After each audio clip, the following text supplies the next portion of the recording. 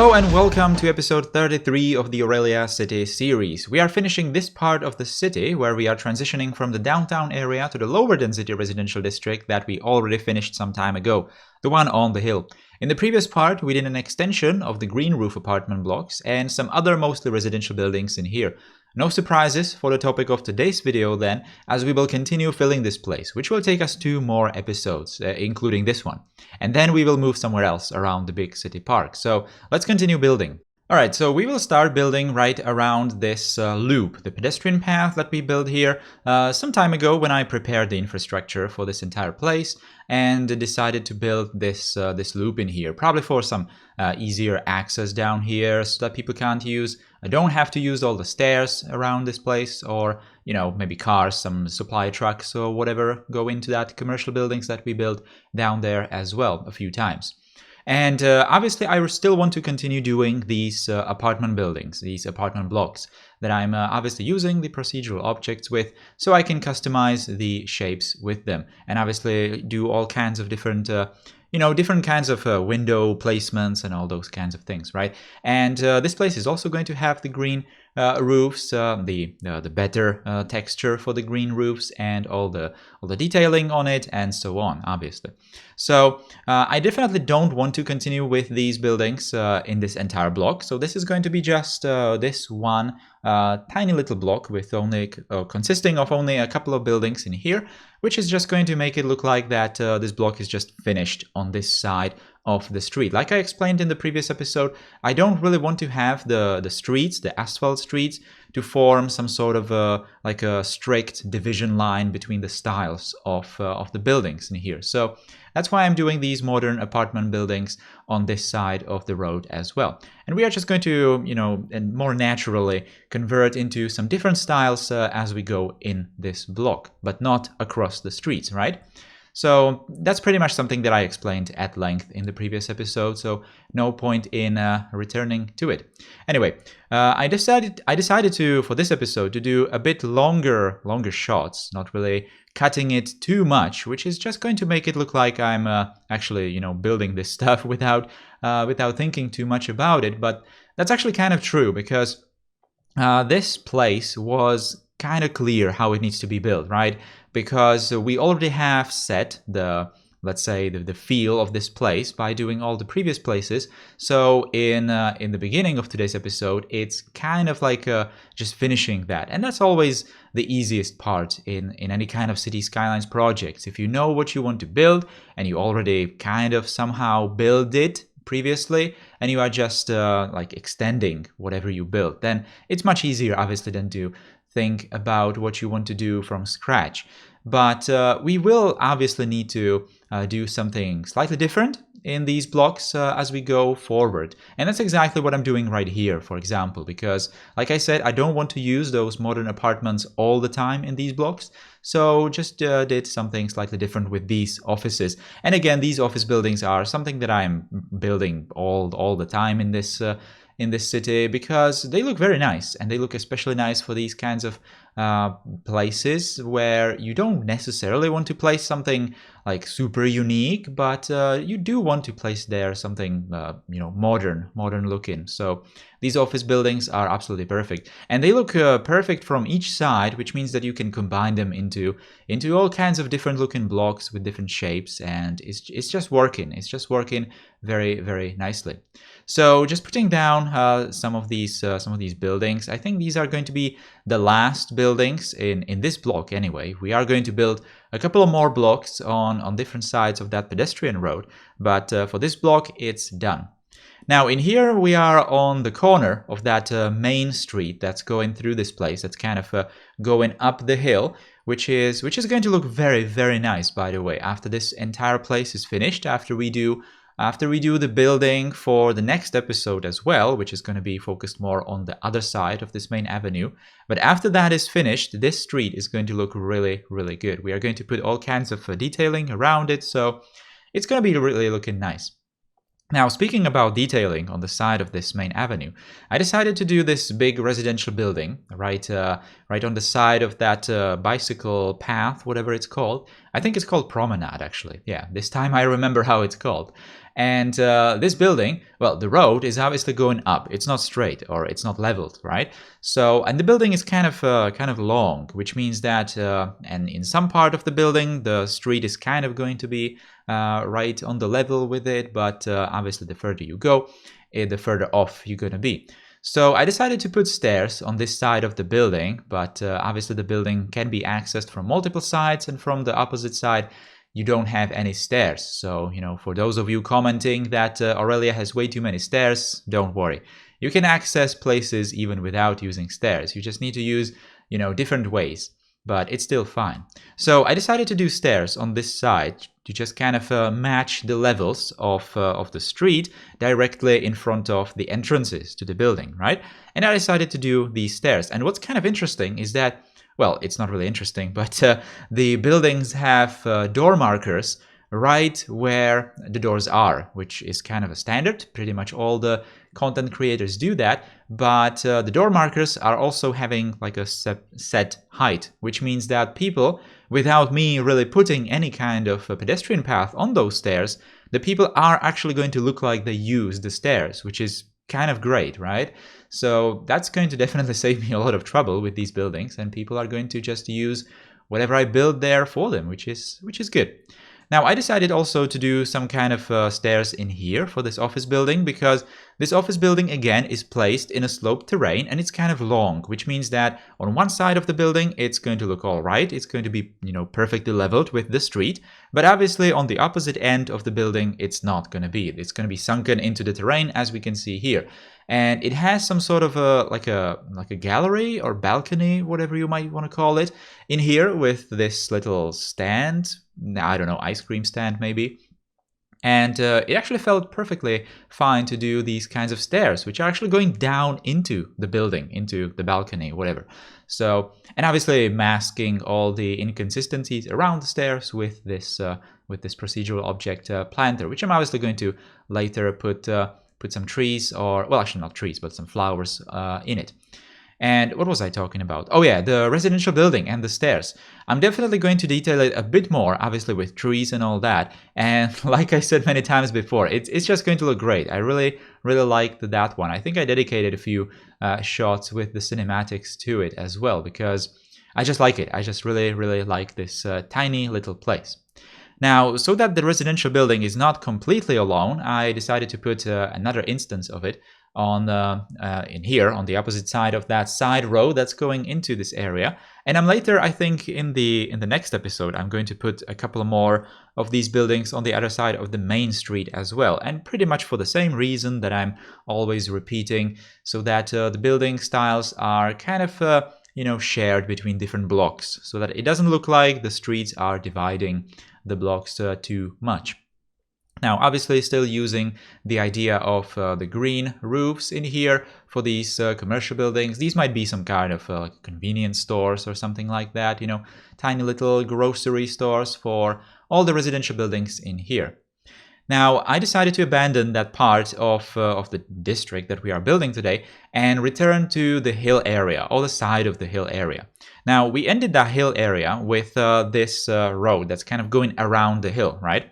But I was thinking at first that I'm just going to put some kind of a wall around that street, but it was kind of clear that that's not how it's going to be. So I just copied a few of the buildings that I already placed on the hill, which are these lower density apartment buildings, and then I just created like a little how do you even call it? Well, I just put a few buildings on the side of that road that was marking the end of the hill, but not anymore, I guess.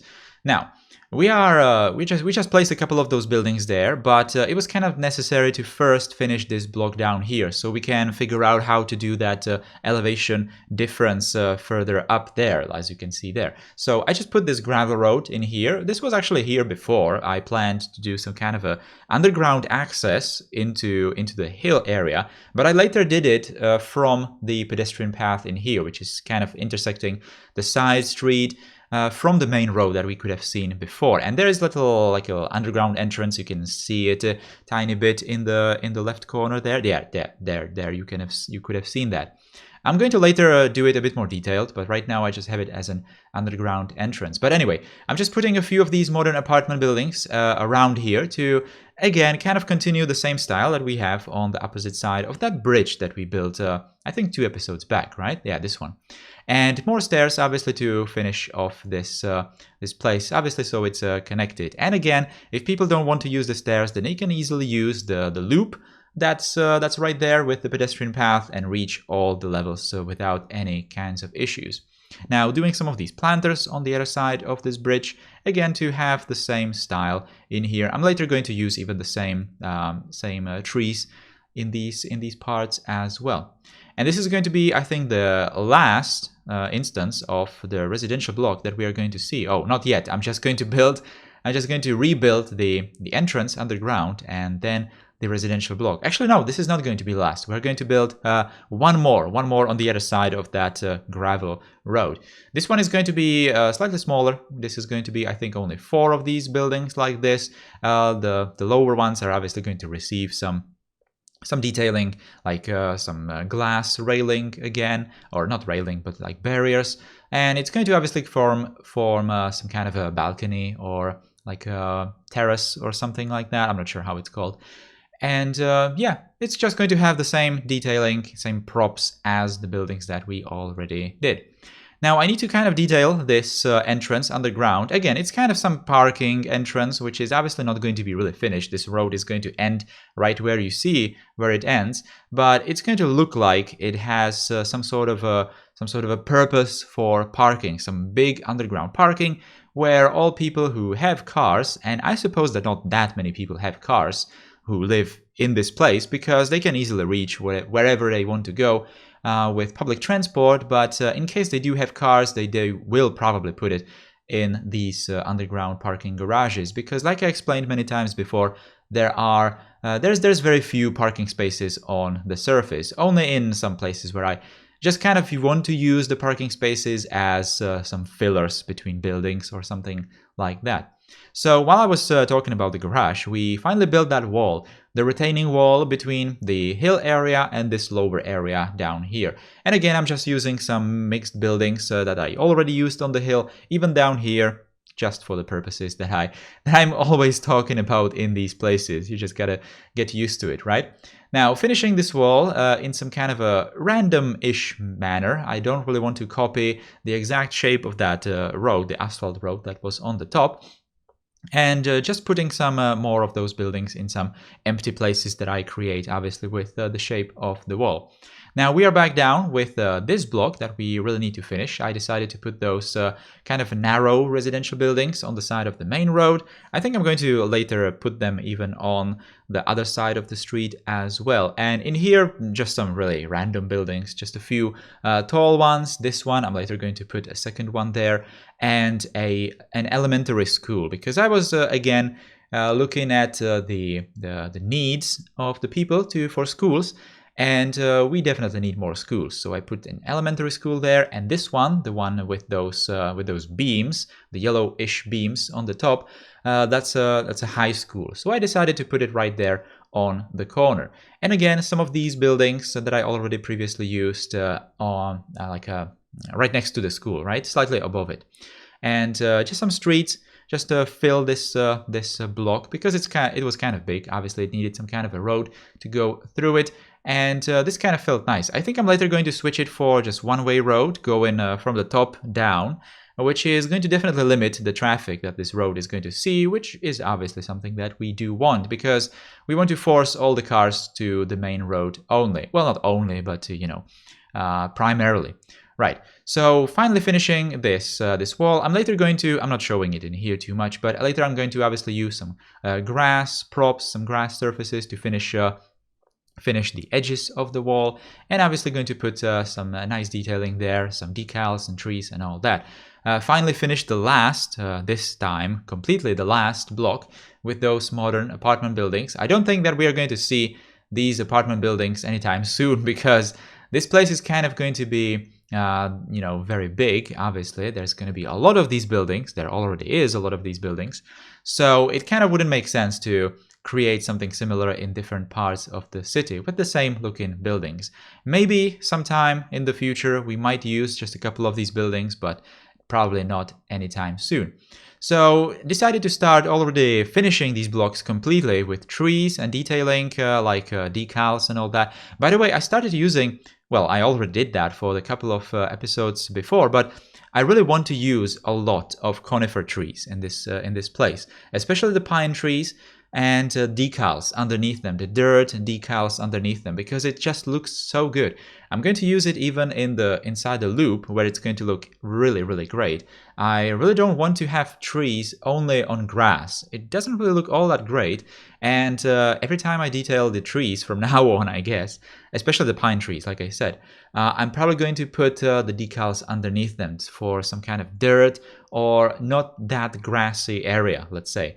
And it's just going to look 1,000 times better. It's definitely something that I'm probably going to do all the time from now when doing trees. But before we do that, I'm just going to have to quickly finish some of these retaining walls slash planters, I guess, in this place. Obviously, using a lot of these walls that I need to customize because this place is kind of tiny, so have to change the shapes of these walls quite frequently, and obviously fill the surfaces with the grass like this. I was just copy pasting it really from the different parts, so I'm not really cutting this footage too much. As you can see, it kind of didn't take long at all, and even with the trees, because again, I just used the same trees as before. And this is what I was talking about. So using all these decals and then playing a lot with the elevation of the decals, because obviously if you want to place like a big dirt decal, then it's going to be visible on all the roads and everything around it. But if those things around it have different elevations, like for example this pedestrian path, then you can use move it to move the decal down, and it's going to disappear from whatever's up there, and it's only going to appear on the lower surface. So for example on the grass only, which is perfect obviously. So you don't need to change the shape of the decal with procedural objects, for example, but you can only change the elevation, and you can even change how the decal is looking when it comes to how do you say it, like opacity, I think it's the word from Photoshop at least. You can basically change the brightness of the decal, let's say, when putting it up and down, because the decals don't have like a fixed like a strict threshold when it's going to be visible and when it's not going to be visible, but there's some kind of a smooth transition. So if you don't want the decal to be shown as much, for example some road wear, if you want to tone it down a bit, then you can just move it up and down with move it, depending on the particular situation, the scenario. Now, this is something that's very, very important. I'm finally going to put a bus line on this main road, and I'm going to put it even to the residential bridge area. Well, not really to the bridge itself, but to the side of the bridge, so that people can obviously transfer between the bus line and, for example, the train that's going underneath that residential bridge, or the trams or whatever. I'm going to put the MAN buses in here, I think. Yeah, those are the ones that I'm going to put here, and I'm mostly going to use the longer ones, the one that has the I'm not sure, the accordion thing in the middle, the one that's very long, that's obviously, you know, connected from two parts. I don't really know how it's called in English, that particular style of buses. Anyway, we're gonna see them in the cinematics quite a lot, because I decided to put quite a lot of buses on this line, because there is going to be a huge number of people actually using this bus line, which is kind of understandable because this place holds very high population. Anyway, guys, we are at the end of today's episode. Thank you for watching it. I hope you liked it. If you did, then definitely consider putting a thumbs up underneath the video, and you can always subscribe to the channel if you are new here. I'm gonna see you next week with episode 34, and until that time, take care and goodbye.